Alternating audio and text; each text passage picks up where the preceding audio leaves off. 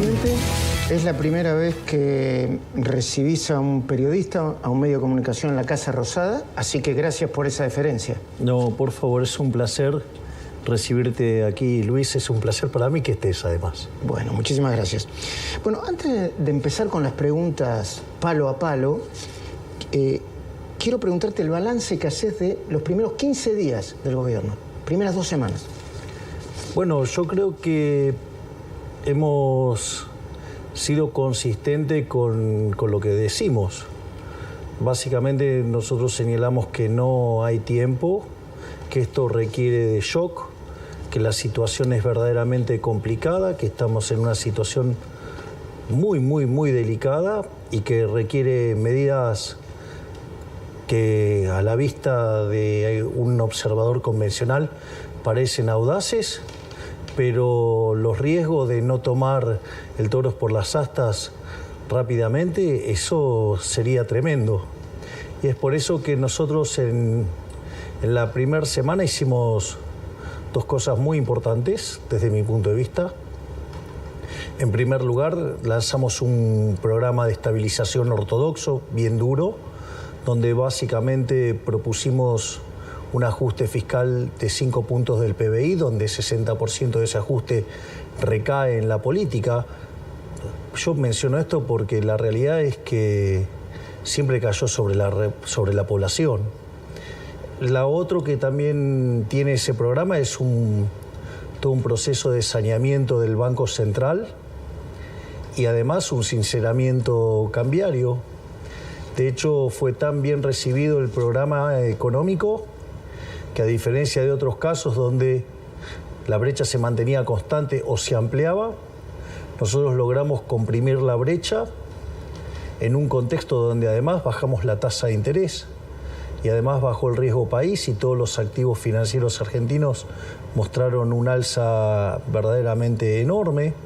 Eso quiere decir que el programa fue aceptado y es más, si vos tomás el tipo de cambio oficial y le computás la expectativa que hay sobre el impuesto país, te vas a dar cuenta que, para el caso de las importaciones, ¿no? Te vas a dar cuenta que desapareció la brecha.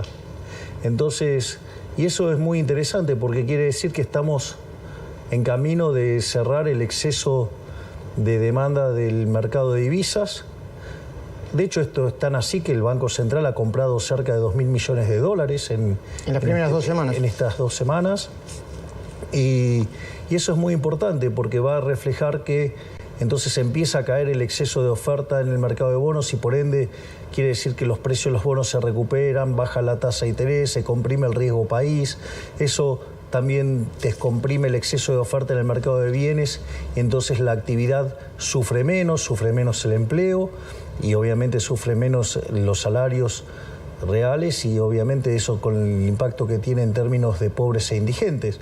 Con lo cual eso está muy interesante que haya sido tan bien recibido por el mercado. Igual, obviamente eso no es suficiente porque cuando vos haces un programa de estabilización, el aumento del ahorro tiene que tener una contrapartida en aumento de inversión para que no sea recesivo. Y la verdad es que la inversión no reacciona de manera instantánea y por eso es tan urgente el paquete de medidas que nosotros mandamos en la segunda semana, que es un paquete que básicamente te diría que tiene 3 elementos fundamentales en términos de impacto real. Sí, digamos, en términos estilizados, ¿no? O sea, o abstractos. O sea, tiene una parte que es dar más libertad a los individuos. Cultural. Exactamente. Hay otra parte que tiene que ver con desregular e ir hacia estructuras más competitivas. Y otra que tiene que ver con eliminar los tongos de la política.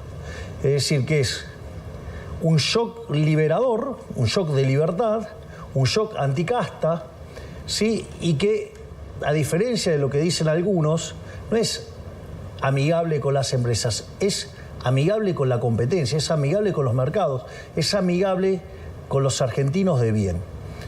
¿Por qué es tan importante eso? ¿Por qué? Porque lo que va a hacer es que la inversión reaccione muchísimo más rápido. Entonces, cuanto más rápido reaccione la inversión al aumento del ahorro, menos es lo que vamos a sufrir en términos de actividad. La clave son dos para que hace que la V corta, en la cual vamos a estar inmersos durante un tiempo. De alta inflación y recesión. Exactamente, pero la V corta en actividad, ¿de qué depende? Que sea más chiquita y que salgamos más rápido. Depende básicamente de que reaccione rápido la inversión y de que caiga fuerte la tasa de interés. Entiendo. Y ahí por eso es tan importante este decreto de necesidad y urgencia, porque lo que hace es minimizar el tiempo para el rebote, o sea, minimiza el daño sobre la sociedad. El trabajo que hicieron de manera conjunta la doctora Bullrich, o sea, seguridad, con el Ministerio de Capital Humano de la licenciada Petovelo y lo que se hizo con el Ministerio de Infraestructura del doctor Ferraro, fue un trabajo muy importante, no solo desde lo conceptual, ¿no? Que, digo, el que las hace las paga, que el que corta no cobra, que se respeta el derecho de los demás. O sea, vos podés quejarte todo lo que quieras. Pero ha sido un trabajo impresionante, ¿no? Porque vos fíjate que se usó todo lo que Massa usó en la campaña para el mal y para sembrar el miedo. Nosotros lo usamos para comunicarle a la gente que nadie tenía por qué apretarlo, que si no iban a la marcha no iban a tener ningún tipo de problema, que si iban a la marcha y violaban los derechos de las otras personas, posiblemente sí, digamos, había penalidades. Y es muy interesante porque nosotros recibimos más de 11.000 denuncias de extorsión por parte de los piqueteros a las personas que reciben planes. Es decir, que casi el triple de la gente que vino a la marcha. Esto es muy importante porque pensá que ellos pensaban juntar arriba de 50.000 personas y esto trabajó sobre los incentivos de la gente para no fue un golpe fuerte, cultural. Claro. Y eso permitió además a la fuerza de seguridad trabajar de una manera mucho más holgada para que fuera una situación que se manejó, la verdad que con mucha destreza. La verdad que también me parece que eso es importante desde lo cultural. Mañana, ¿no?, vas a volver a tener gente en la calle, pero sí, déjame que te pregunte lo siguiente. Ahora, ¿vos te parece que en 16 días de gobierno, digamos, 3 marchas, ¿no te parece que... ¿Por qué, digamos, o sea, no pueden aceptar que perdieron? ¿No pueden aceptar que la población eligió otra cosa? ¿No pueden aceptar que gobierne otro con otras ideas? ¿No pueden aceptar que hay otra forma de ver el mundo? Porque este modelo, digamos, que tanto defienden, es un modelo que cuando Argentina se empezó a aplicar, digamos, Argentina al inicio del siglo XX era el país más rico del mundo. Hoy es 140. Tenemos casi 50% de pobres, tenemos más de 10% de indigentes. ¿Sí? Este modelo que tanto defienden llevó los salarios a $300. Si mantuviéramos los de la convertibilidad, tendríamos 1.800. Y si le pones una tendencia lógica, estaríamos en 3.600. Es decir, dividieron los salarios por 12. O sea, perdimos casi el 91,5% del salario potencial por el populismo. Y quieren más de lo mismo. Es una buena pregunta. Hace apenas 15 días que asumiste, ¿no? Y ya muchos se olvidaron de la herencia que recibió el gobierno, que recibió el país, más que el gobierno, ¿no? Es más, Macri empezó a perder las elecciones del 19 porque decía que no era conveniente blanquear la herencia. ¿Podés recordar el abuelo de pájaro? Por si alguno se olvidó, ¿no? Mira, vos fíjate esto, porque esto es importante. Si vos tomás la inflación diaria en la primera semana de diciembre, la inflación venía viajando al 1% diario. Eso anualizado te da 3.678%. Cuando vos tomás las 2 primeras semanas de diciembre, la inflación viajó al 18,1%. Eso significa 7.700. 7.550. Entonces, no es que no está plantado el problema está plantado y ese problema deriva de 2 cuestiones, si vos querés. Una es el problema del crecimiento de la cantidad de dinero asociado al déficit fiscal, que incluye al tesoro y el cuasi fiscal, y otro a lo que tiene que ver con un problema que se llama sobrante monetario. Respecto al sobrante monetario, ocurre de la siguiente manera. Cuando vos, ¿qué hacen los populistas? Generan déficit fiscal. Lo financian con emisión monetaria. Como no les gustan las consecuencias, que es que empieza a subir los precios, entonces ¿qué hacen? Controlan el tipo de cambio. Entonces ¿qué hacen? Te empieza a deteriorar el resultado comercial. Entonces ¿qué hacen? Te ponen restricciones cambiarias. Entonces, ¿qué pasa? Cuando vos querés irte del peso al dólar, no te dejan hacer el cambio de portafolio. Y esos pesos quedan atrapados. Empiezan a subir los precios. Sí, pero entonces ahí tenés un problema grande porque es que te quedan esos pesos atrapados. Esos pesos atrapados hoy son 5 puntos del PBI. Para tener un orden de magnitudes, en el Rodrigazo también sobraban 5 puntos del PBI. Pero la diferencia es que en el Rodrigazo la demanda de dinero deseada eran 10 puntos del PBI. ¿Y ahora? Y ahora es 5.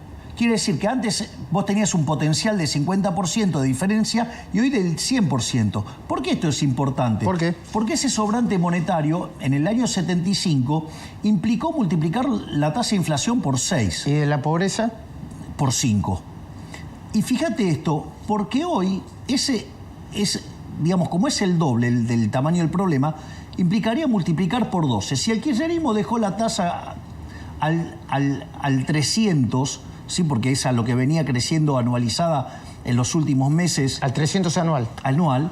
Quiere decir que eso te llevaría la inflación al 3.600%. Es decir, este número que hablábamos del 3.678 no estaba tan alejado. Lo que vos decís es que si se sigue por el mismo camino, vamos a tener hiperinflación. Exacto. Y fíjate esto. Y el otro problema está en el Banco Central. Porque Argentina tiene un déficit que es el más alto de la historia, 15% del PBI, 5 en el Tesoro y 10 en el Banco Central. Quiere decir que el problema del Banco Central es el doble del que vos tenés en el Tesoro. Por eso es tan importante cómo se está llevando a cabo el proceso de sanear el Banco Central para terminar con el déficit cuasi fiscal, que son 10 puntos del PBI. Entonces, ¿qué es lo que ocurre?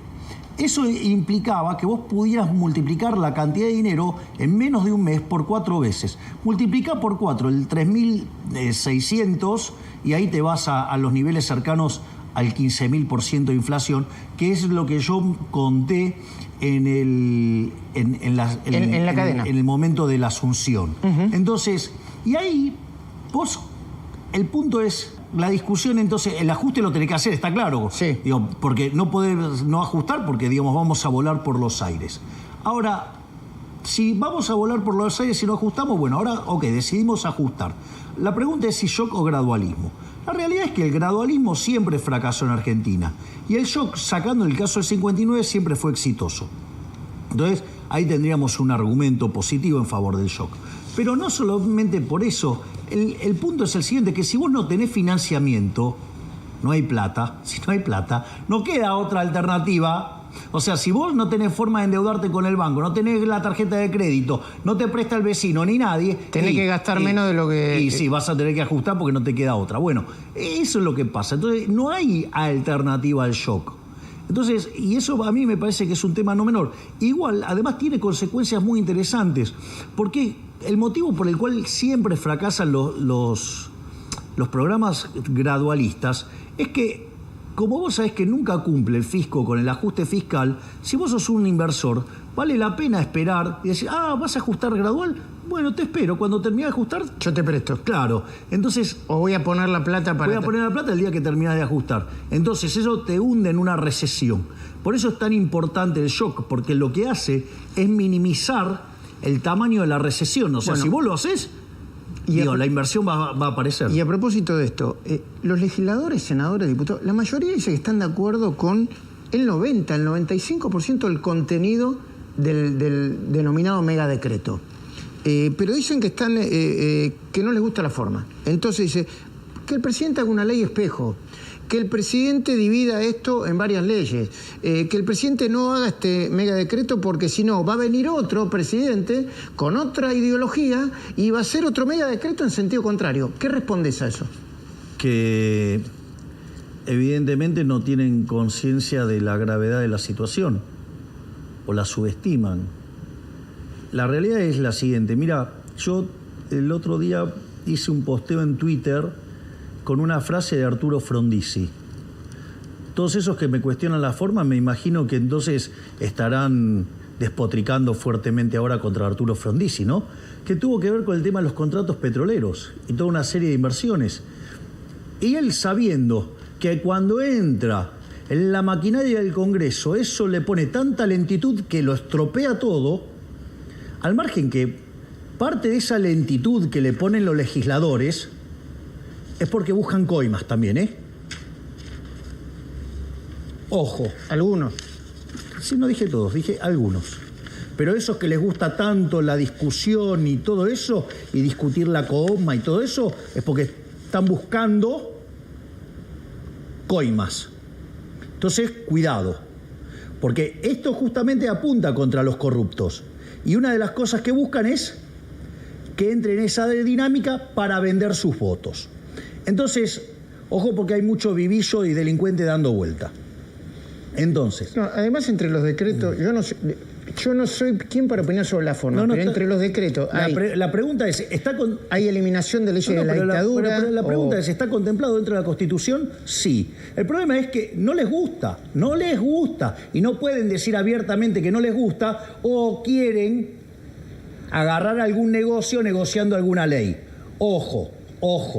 Entonces, ¿cuál es el punto? ¿Qué era lo que decía Frondizi? Si se lo meto dentro del Congreso, digo, van a romper todo, no, las cosas no van a avanzar. Va a quedar diluido y van a romper el corazón del cambio. Entonces, ¿qué es lo que pasa? Nosotros estamos dándole en esto un shock de libertad a la gente, estamos haciendo los mercados mucho más competitivos, esto es muy market friendly y obviamente va en contra de los tongos de la casta. Entonces, es interesante, cuando los escuchás quejarse, rastrea un poquito donde va y no sea cosa que te encuentres la cajita que están defendiendo. Bueno, o lo que, entonces, hay algunos elementos pero quiero sobre los que no Luis, hacen. Sí. Pero quiero seguir con esto, Luis. Sí. Entonces, y que después puede venir otro. Y sí, también es cierto que, digamos, o sea, le sacaron la ley de intangibilidad de los depósitos durante la convertibilidad, sí, en el gobierno de la Rúa, y después terminaron con el corralito, con el corralón, con Alcatraz. Por lo tanto, digo, que no vengan con esos argumentos, porque esos argumentos,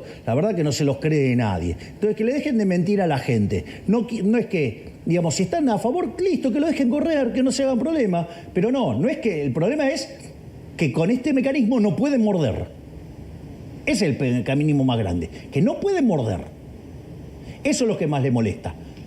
Porque la verdad, digamos, o sea, Cristina se ha cansado de firmar DNU, digamos, Macri firmó un montón de DNU, firmó un montón de DNU, Alberto, o sea, todos firman DNU. No, ahora si lo mando yo, no. Vamos, doble vara. O sea, claro, porque viene el que quiere liberar, porque viene el que le da libertad a la gente, porque viene el que le quita el curro a los políticos. Claro, entonces en ese caso no. Y claro, ¿qué van a decir? ¿Que no? ¿Que quieren morder? No, van a echarle la culpa a las formas. Presidente, vos, en el caso de que sea rechazado en el tiempo, ¿no? ¿Llamarías una consulta popular, un plebiscito? Obviamente.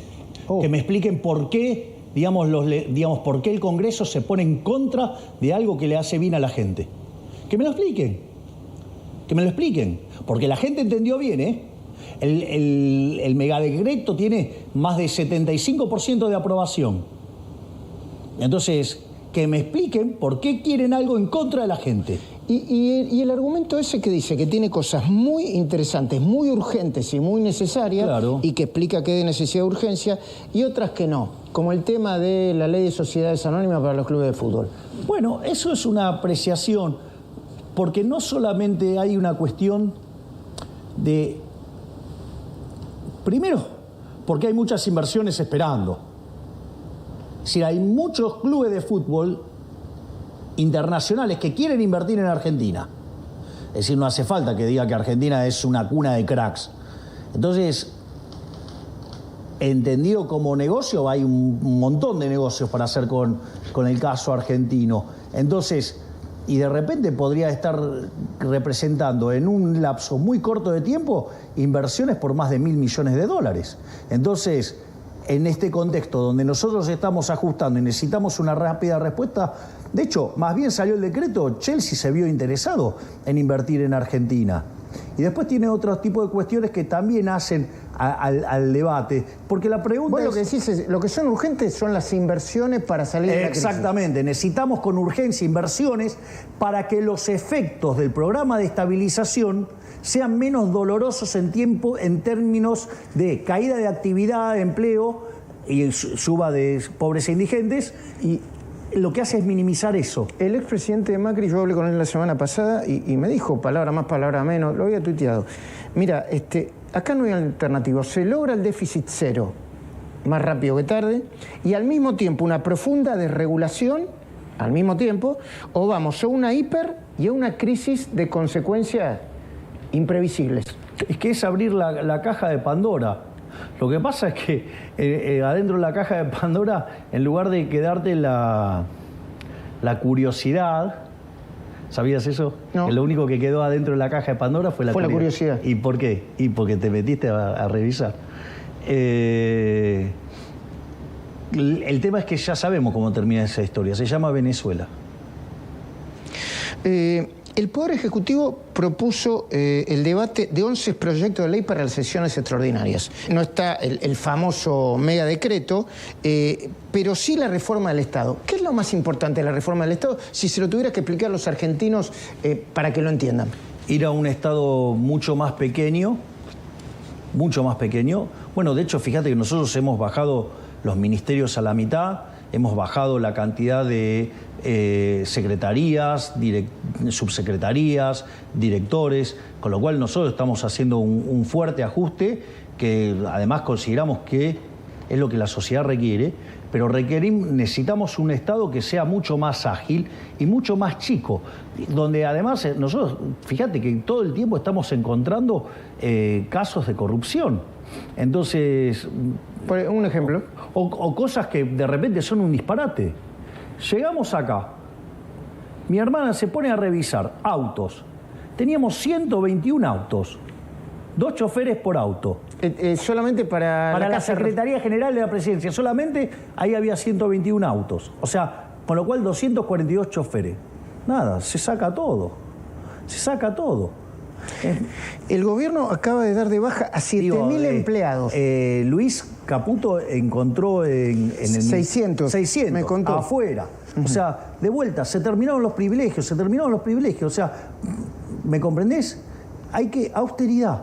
Si nosotros queremos pedirle a la gente que nos acompañe con esto, los primeros que tenemos que ser austeros somos nosotros. El gobierno acaba de dar, el Poder Ejecutivo, no digo vos, el presidente del Poder Ejecutivo, acaba de dar de baja a 7.000 empleados que habían ingresado este año. Exacto. Y además va a poner en revisión a todos los contratos durante los próximos 90 días. Exacto. ¿Vos pretendés que en las provincias y en las municipalidades hagan lo mismo? Bueno, el problema de las provincias, este es un país federal. Ok. O sea, responsabilidad de las provincias. Yo me hago cargo del Ejecutivo Nacional y de poner una estructura súper eficiente y terminar con todos la corrupción y los cargos políticos. O sea, que se valorice el empleado público que trabaja verdaderamente, no el que usa el sector público para estar parasitando al sector privado. Bueno, vos decís que es decisión de ellos y que si le falta plata y que si están desequilibrados financieramente, que se arreglen ellos. Que hagan sus ajustes, obvio. Digo, por algo somos un país federal. ¿Crees que los gobernadores terminaron de aceptar que se debería reponer el impuesto a las ganancias para equilibrar sus cuentas? Bueno, aunque a vos no te guste. Dijiste que no te gustaba. No, a mí no me resulta para nada simpático, pero la realidad es que esto generó un desequilibrio enorme en las provincias. Yo no estoy dispuesto a coparticipar el impuesto al cheque, no estoy dispuesto a modificar las transferencias. Por lo tanto, digamos, si necesitan reequilibrar las cuentas, bueno, se restituirá el impuesto a las ganancias. ¿Y compartirán el costo político? Y bueno, vos ya lo estás admitiendo, así que lo estás compartiendo. Exacto. ¿Y ellos? Bueno, digo, obvio, porque digamos, para algo, digamos, se está haciendo esto. El fiscal Guillermo Marijuán determinó, lo estoy leyendo para ser preciso, que 8.538.000 beneficiarios del Plan Potenciar Trabajo cobran además como funcionarios provinciales. Solo en la provincia de Buenos Aires detectó 2.243 dobles cobros. ¿Qué vas a hacer vos o la ministra de Capital Humano, Sandra Petovelo, con eso? Bueno, esta acción está llevada a cabo en conjunción con el Ministerio de Capital Humano. Esto es parte del trabajo de la licenciada Petovelo, o sea que con Marijuán. Y obviamente esas personas no tienen por qué estar cobrando. Entonces, nosotros, de vuelta, estamos sacando la corrupción a capa y espada. Es decir, estamos limpiando todos esos vicios del Estado, los estamos limpiando todos. Caputo me dijo que el gasto, que el ahorro del gasto político asciende a 10.000 millones de dólares. ¿Es correcta la cuenta? Es la parte, sí, es un poco la parte que recae del ajuste en el sector público. En el sector público, sí, sí, o un poquito más también. ¿Es verdad que el Banco Central prevé emitir billetes de 20.000 y 50.000 pesos debido a la alta inflación? Y sí, Luis, es una tortura el tema de los billetes. Aparte, imagínate que vos tenés que hacer un pago en efectivo, tenés que andar con un bulto de papeles, con lo cual te pone una etiqueta en la frente que dice roba acá, roba acá. Entonces me parece que... ¿Por qué? Y porque es obvio que estás llevando ahí dinero. Entonces me parece como que... si fuera un narco, ¿no? Que llega la plata. Entonces es como que dificulta mucho las transacciones y nada, y tiene todo un montón de costos de transacción que yo entiendo que los kirchneristas usaran esta artimaña para tratar de quitarle velocidad de circulación al dinero. Pero bueno, nosotros como parte de nuestro programa fiscal, monetario y cambiario hemos cerrado el grifo monetario tanto en el plano de las LELIQs como en el plano del déficit fiscal. Por lo tanto, nosotros...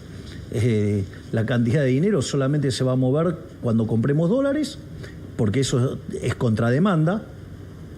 Y entonces, en ese sentido, si sacás lo que pasa en el sector cambiario, la cantidad de dinero estaría fija.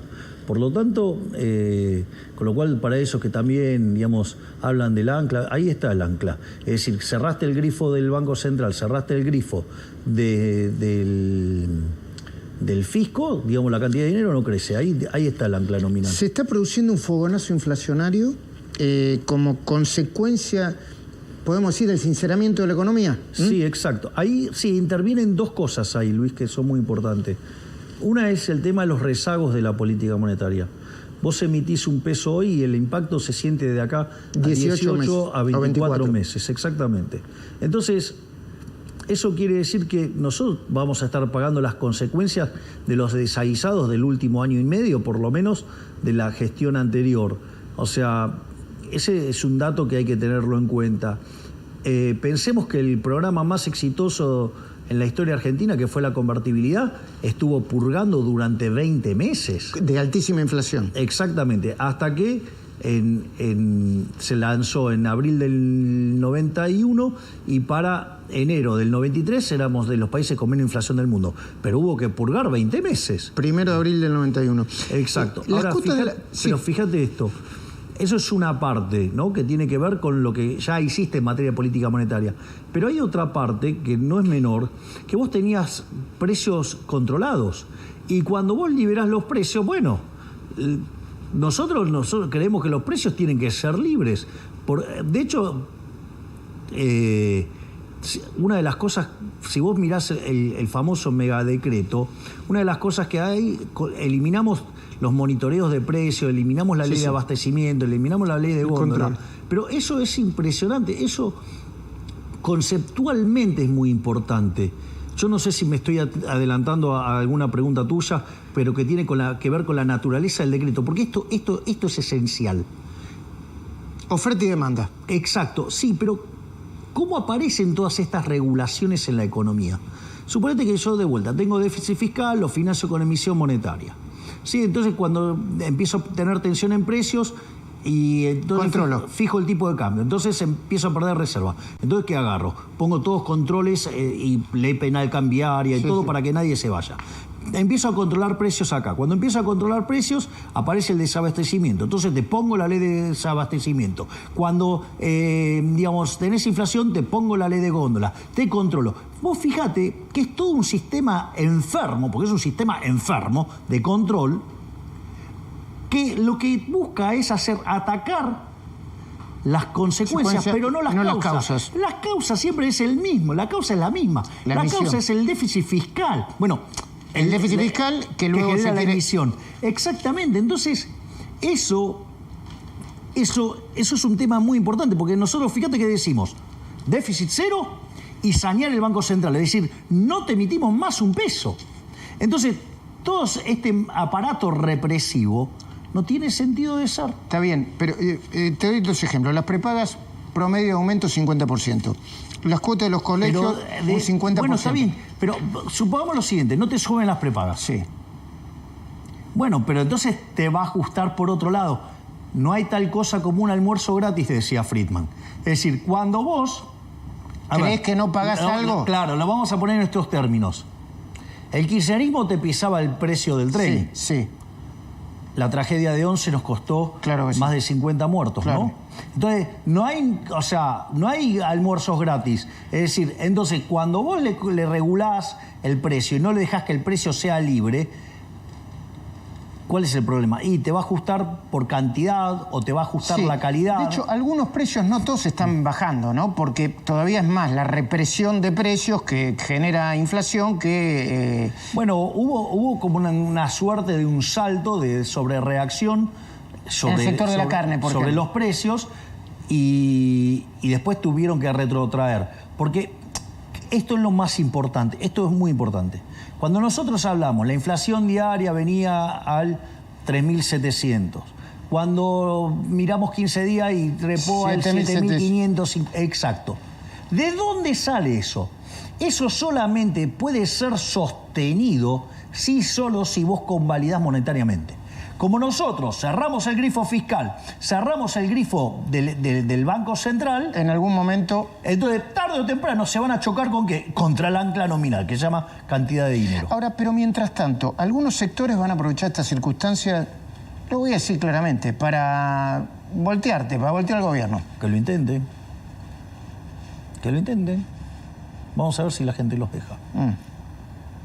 Es decir, ¿qué nos van a querer voltear? Los que quieren la decadencia, que cada vez seamos más pobres.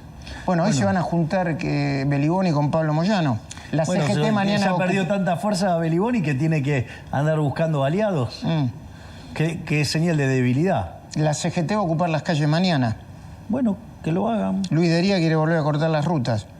Sí, Delia manejaba planes, tenía menos votos que planes. Es como si ya se hubieran puesto todos en modo helicóptero. Yo, como conozco a muchos gobiernos, muchos presidentes, por la edad que tengo solamente por un problema de edad, es como si empezaran a tirar las 14 toneladas de piedras que tardaron en diciembre de 2017 para tirarse al gobierno de Macri. Es como si ya hubieran empezado a tirártelas desde el primer día vos. ¿Eso lo sentís vos? ¿Lo percibís? Sí, no te digo que 3 manifestaciones en 15 días. Pero bueno, que lo hagan. Mientras que lo hagan adentro de la ley no hay ningún tipo de problema. Cuando violen la ley, digamos, el que las hace la paga. Pero nosotros estamos convencidos en hacer esto. Entonces, a mí... No te importan las consecuencias de vos, ¿no? No te importa que... A ver, si esto sale mal, la Argentina explota. Obviamente que te importa eso, pero a ver, si sale mal, explota. Ahora, si no hacemos nada, también explota. Entonces es un problema de dominancia estocástica. ¿Cómo? Claro, es un problema... Y claro, te lo hago con un ejemplo. El tipo que estaba en la caverna. Adentro de la caverna tenía un resultado seguro, se muere de hambre. Ahora, si sale de la caverna, bueno, hay un montón de bichos peligrosos que se lo pueden comer también. Pero tiene una chance de vivir. Ahora, bueno... ¿Vos preferís salir de la caverna? Y obvio, digamos, contra la muerte segura. Sí. O sea, de la otra manera ya sabemos que nos convertimos en Venezuela, Cuba... No te voy a preguntar a quién se puede comparar con los bichos peligrosos, pero me lo imagino. Bueno, está bien, pero hay que ir y darle la pelea. Es decir, vos no vas a saber cuánta fuerza tenés hasta que no la pongas a prueba. Y yo creo que los argentinos de bien están dispuestos a hacer este esfuerzo. Están dispuestos de quebrar cuando nosotros en campaña decíamos, esta es la elección más importante de los últimos 100 años.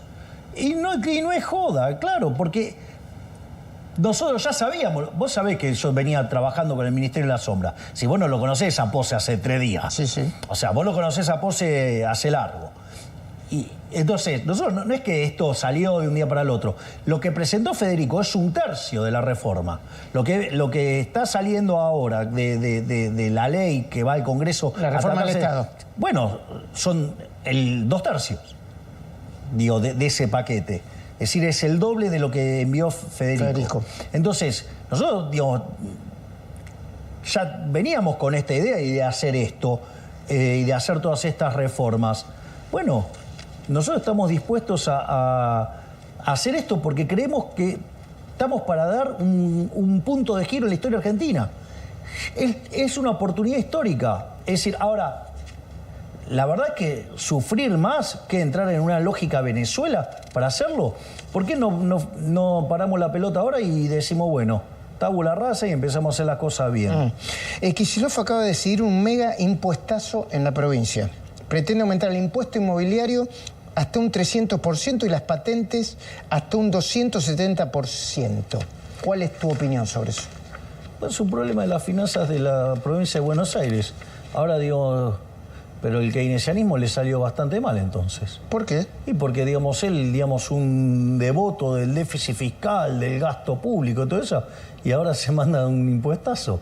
O sea, que lo trae... ¿Sabes qué? Voy a hacer más reuniones con los gobernadores, digo, se le va a contagiar la ortodoxia. Eso es bien ortodoxo, ¿no? Subir impuestos para... Sería más ortodoxo que baje el gasto, pero por lo menos, o sea, está internalizando la restricción de presupuesto, la que todos los argentinos de bien tienen siempre en cuenta. Hablando de Kicillof, a partir del 10 de enero vamos a tener que empezar a pagar, por una decisión judicial, los 16.000 millones de dólares por el juicio contra YPF. ¿Qué decisión va a tomar o tomó el gobierno, el Poder Ejecutivo, sobre esto? Bueno, nosotros... Acá hay un problema porque la plata no la tenemos. No tenemos 16.000 millones de dólares para pagar, esa es la realidad. Pero sí tenemos el willing to pay, ¿no? La voluntad de pagar.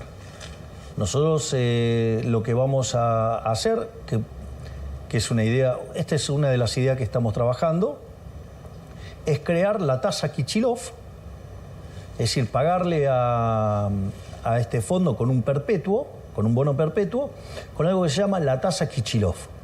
Y que los argentinos tengamos que pagar todos los años una determinada cantidad de dólares gracias al error monstruoso que cometió Kicillof. Y que todos los argentinos recordemos todos los días esa barbaridad que hizo Kicillof y que hace que todos los días tengamos que estar poniendo una determinada cantidad de dólares para pagar el error de un chico, digamos, que...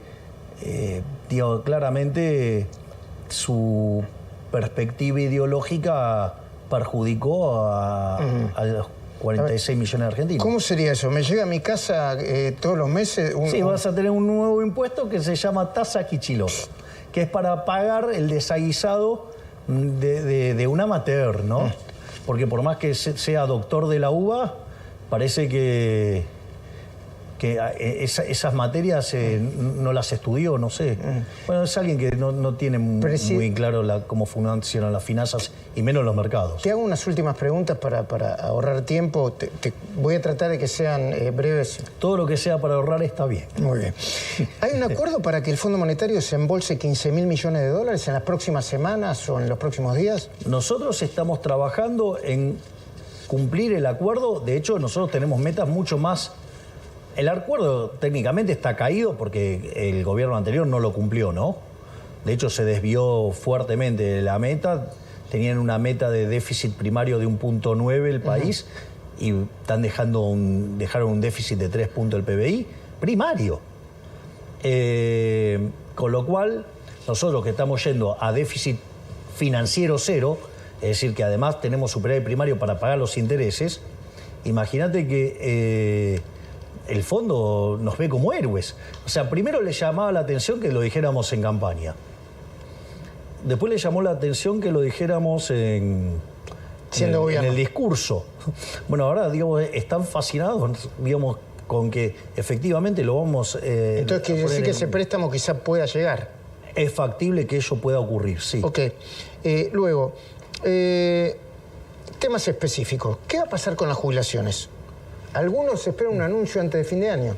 A ver, si nosotros dejamos la fórmula actual, el ajuste, como consecuencia de la aceleración inflacionaria que está viviendo la Argentina, las jubilaciones perderían cerca de 2 puntos en términos de PBI.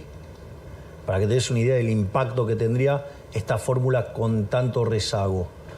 Nosotros lo que estamos haciendo es proponer un cambio en la fórmula y hacer, digamos, y recomponer a los jubilados, donde en la propia dinámica logramos recomponer un punto 6. Por la vía legislativa, obviamente. Es lo que está dentro del paquete que va. Perfecto. ¿Cómo van a ir aumentando las tarifas? El ministro Caputo me dijo que había que calcular 1/3 este año, 1/3 el otro año. Sí, es 1/3 por año cómo se van a eliminar los subsidios económicos. Básicamente, ahora, por ejemplo, hay aumentos que ya estaban pactados, que tendrían que haber sido en agosto y no se hicieron. Bueno, esos se tienen que dar. Y después lo que hay que hacer es recomponer la ecuación económica financiera de los contratos y que solo el residuo impacte en precios. ¿Qué significa eso? Y vos podés hacer un montón de ingeniería financiera sobre el flujo de fondos de las empresas, de modo tal que minimices cuánto necesitas subir de tarifa. Okay. ¿Para qué? Para que no sufra tanto la gente con el sinceramiento de la tarifa. Yo te voy trasladando algunas preguntas que me hicieron en mi cuenta de X o de X, de Twitter, de Twitter para de X. Sí, de Elon, de tu amigo, ¿no? De Elon Musk. Sí. Tu amigo, ¿no? No es mi amigo, pero me llamó por teléfono. Eso fue muy lindo porque él me llamó por teléfono desde su teléfono. Porque nada, cuando yo me preparé como una reunión de protocolar. Y te dijo, ¿qué haces, Javier, aquí? Y claro, estábamos esperando que atendiera un asistente y era él directamente. Fue muy fuerte el intercambio. El hecho de que estuviera hablando de manera directa con Elon Musk. Y él hizo toda una ponderación de las ideas. Él estuvo muy activo cuando fue en la entrevista que me hizo Tucker Carlson, sí, que recordemos que pasó las 500 millones de reproducciones. Sí. Creo que es la entrevista más vista en la historia de la humanidad. Esta la puedo superar. No. Hay que traducirla, nada más. Sí.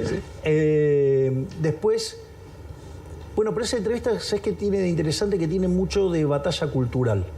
O sea, para uno entender por qué, digamos, algunas cosas funcionan cómo funcionan. Lo otro... te iba a preguntar que me trasladan los monotributistas por el tema del litio. Ah, sí. Perdón, quería completar. Con la desregulación que hicimos en temas de Internet, digamos, Starlink podría estar en Argentina.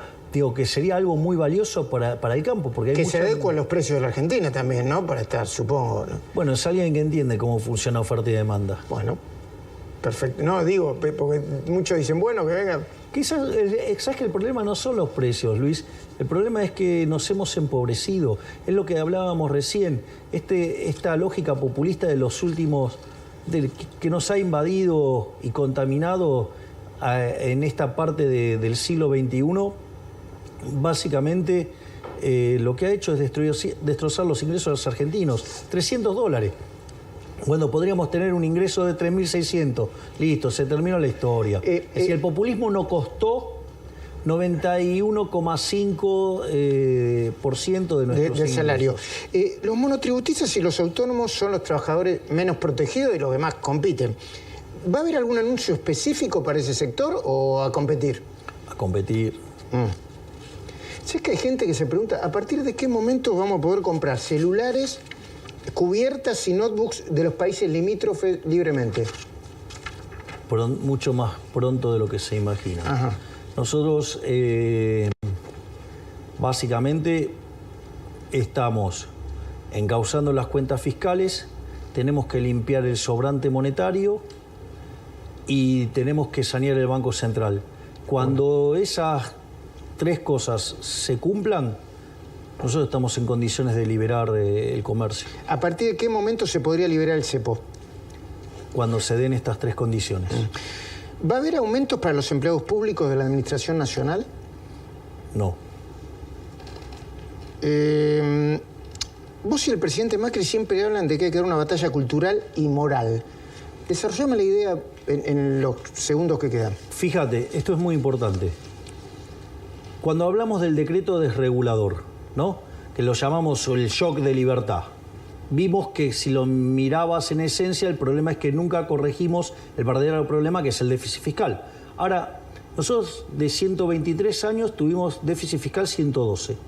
De las 22 crisis que tuvimos desde el inicio del siglo XX hasta hoy, 20 tienen origen fiscal. Entonces la pregunta es, ¿por qué, digamos, vivimos con déficit fiscal? Bueno, yo te hago una pregunta. ¿Y no será que una parte de los argentinos somos así y vivimos así y resiste todos los cambios que vengan porque ya estamos acostumbrados a vivir así? Bueno, a ver, nosotros vivir fuera de la restricción del presupuesto no nos fue bien, porque si somos el país 140 no nos fue bien, con casi 50% de pobres y 10% de indigentes, bien no nos está yendo con ese método. Entonces, y esto era lo que yo en la campaña llamaba el modelo de la casta. El modelo de la casta genera déficit fiscal, porque es, y esto sí es cultural pleno. La Argentina fue contaminada, infectada, se enfermó de socialismo y su política está enferma de socialismo, porque es esa idea de que donde hay una necesidad nace un derecho. El problema es que las necesidades son infinitas y el derecho alguien lo tiene que pagar y los recursos son finitos. La economía del libre mercado la resuelve con propiedad privada, con mercados sin intervención, libres sin intervención estatal, competencia, división de trabajo, cooperación social. Digo, esas son las instituciones del capitalismo que resuelven este problema. Bueno, a los políticos eso no les gusta, entonces no les gusta la idea de la mano invisible. Entonces a ellos les gusta la mano visible, la garra del Estado, que tiene un nombre también, se llama justicia social, que es profundamente injusta porque implica un trato desigual frente a la ley e implica un robo, porque es como que, bueno, yo quiero hacer caridad con el muchacho que está acá, entonces te robo a vos para dárselo a él. ¿A vos qué te parece eso? Mal. Y bueno, pero él podría decir, qué interesante. Claro. ¿No? Porque, entonces, ahora... Ahí debe haber un 40% o un 30% de los argentinos de ese lado, ¿no? Bueno, entonces, ese es el problema. Entonces, una sociedad de saqueadores no puede funcionar. Entonces, ¿por qué? Porque si vos vas a estar continuamente tratando de igualar, como eso es igualar inexorablemente por una cuestión de restricción de presupuesto, igualás para abajo, o por ejemplo, digamos, ¿qué es lo que pasa? Si a vos te van a robar el fruto de tu trabajo, ¿vas a trabajar? No. Entonces, ¿qué es lo que pasa? El sistema se derrumba. Y eso es lo que le pasa a la Argentina. Déjame que te haga las últimas dos preguntas. Una, no te voy a pedir una precisión, porque si no va a ser como el segundo semestre, pero en algún momento la alta inflación va a tender a bajar. ¿Sabés cuándo y en qué contexto? La verdad es que...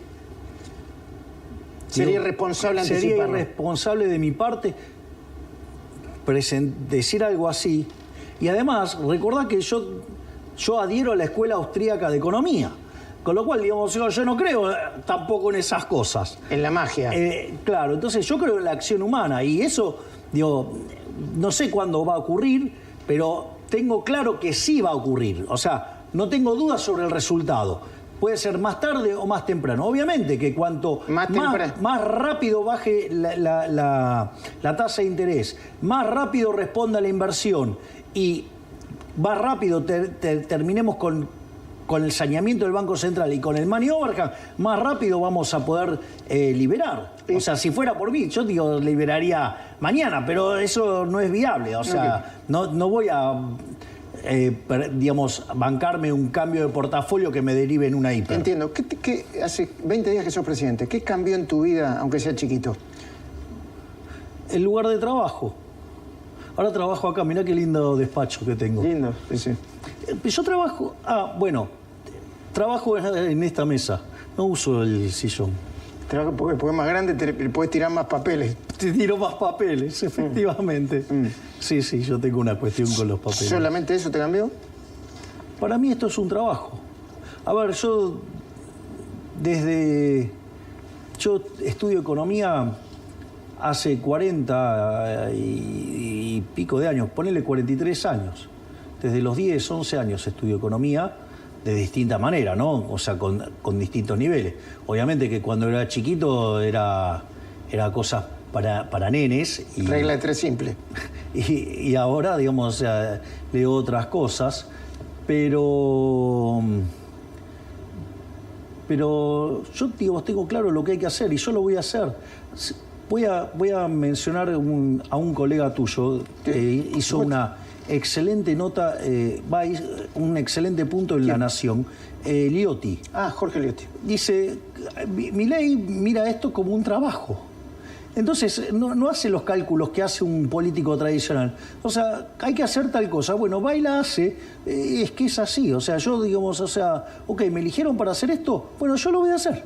Perfecto. Yo lo voy a hacer. O sea, yo voy a hacer lo que hay que hacer. Por eso, fíjate que muchas veces, en distintas notas, nosotros hemos hablado del caso de Pellegrini, ¿no? Pellegrini asume con una tremenda crisis que deja Juárez-Selman y hace todos los ajustes y paga todos los costos. Y entonces, cuando se va medio que lo putean. Medio, con un ojo solo lo miraste. De hecho, un asesor le dice, don Carlos, no salga por la escalinata principal del Congreso, que la gente está enojada. Sí, dijo el gringo. Entonces agarró, se abrochó el frac, se calzó la galera, tomó el bastón y se fue por ahí. 2 cuadras y media, le dijeron de todo. ¿Cómo lo recuerdo de la historia? Como el piloto de tormentas. Entonces, yo estoy dispuesto a hacer eso. Es decir, yo no estoy, digamos, acá para eternizarme haciendo política y todas esas cosas. Yo, digamos, o sea, si 4 años, terminé de hacer el laburo. Y si nos va bien y son 8. Y después, ¿me entendés? Me retiro. Está bien. Vos sabés que en Argentina hay una gran regambre sobre la figura presidencial y la supuesta protección que ejerce. También es derivado del populismo, yo diría también, me atrevería a decir. Pero ahí tenés la Cámara y es fin de año. Y espera un mensaje, probablemente hables en otros medios, en otros canales, pero ahí tenés a la gente para dar un mensaje de fin de año anticipado. Te lo anticipé unos cuantos días, pero bueno, esa es la idea. Argentinos, quiero decirles que esta vez el esfuerzo vale la pena. Esta vez estamos atacando el origen de todos los males. Esta vez les estamos devolviendo la libertad. Esta vez vamos a salir en serio. Vamos a tener que soportar un trago amargo. Pero pasado ese periodo, Argentina se pondrá de pie y comenzará el camino para volver a ser una potencia. Gracias. Gracias, Luis. Que termine bien el año, algo de feliz año nuevo y eso, ¿no? Habría que decirle, pero bueno, está bien, te puse. Bueno, vos me pediste otra cosa. No, está bien, hiciste el trabajo. Yo te agradezco mucho que me hayas recibido. No, y te paso un dato. Sí. Es la última nota que hago en el año, así que digamos, sos el que se lleva, además, la última nota del año. Bueno, exacto. Listo. Empezamos bien y terminamos bien. No tengas ninguna duda. Nosotros competimos. No tengas ninguna duda y te digo algo, este 2024 va a ser el punto de inflexión de Argentina. Ojalá. Nos vamos a poner de pie. ¿Sabes por qué? Porque nosotros estamos comprometidos en hacer las reformas que hay que hacer. A ver, funcionaron en todo el mundo, funcionaron en Argentina. ¿Por qué no van a funcionar ahora? ¿Porque el statu quo no quiere? Bueno, nosotros nos vamos a imponer sobre el statu quo, vamos a hacer las reformas, porque ¿sabés qué? Nosotros estamos pensando en 46 millones de argentinos. Y así nos vamos a poner de pie y vamos a salir adelante. Gracias. Gracias, Luis. Muchísimas gracias. Gracias. Si te gustó el vídeo, no olvides suscribirte.